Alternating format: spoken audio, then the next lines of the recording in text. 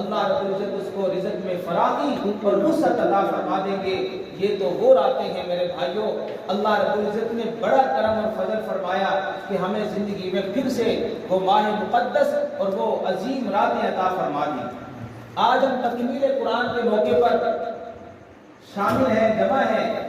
خوش نصیب ہے وہ حافظ قرآن جس کے سینے کو اللہ نے اپنے قرآن سے بھر دیا ہے۔ خوش نصیب ہے وہ والدین جن کے بیٹوں نے قرآن مجید کو حفظ کیا اور پھر تراویح میں مکمل الف لام سے لے کر والناس تک اللہ کے قرآن کی تلاوت کی۔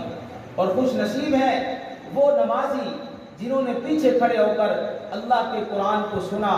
اور میرے محترم بھائیو دوستو، سارے دن کی تھکاوٹیں بھی تھی، سارے دن کا کام کاج کرنے کے باوجود بھی وہ اللہ کی بارگاہ میں کھڑے ہو جاتے۔ یہ سارے کے سارے لوگ خوش نصیب ہیں۔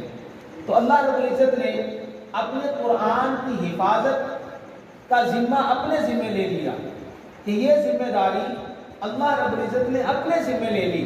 جب تورات کو نازل فرمایا تو اللہ نے تورات مکمل حضرت موسیٰ علیہ السلام کے حوالے کر دی، انجیل حضرت عیسیٰ علیہ السلام کے حوالے کر دی، زبور حضرت داؤد علیہ السلام کے حوالے کر دی، اور صحیفے حضرت ابراہیم علیہ السلام کے حوالے کر دیے۔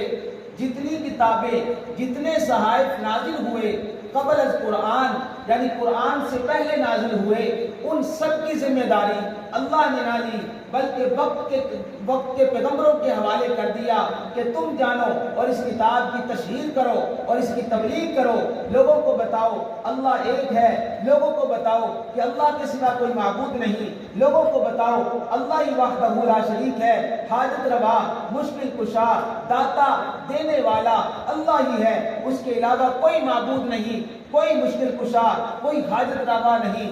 یہ ساری کتابوں کے اندر لکھا ہوا، لیکن کتاب کی ذمہ داری اللہ نے نہ لی۔ جب قرآن کی باری آئی میرے عزیزوں، میرے بھائیوں، میرے دوستوں، اللہ نے فرمایا اِنَّا نَحْنُ نَزَّلْنَا الذِّكْرَ وَإِنَّا لَهُ لَحَافِظُونَ۔ اس قرآن کو ہم ہی نے نازل کیا اور ہم ہی اس قرآن کے محافظ ہیں۔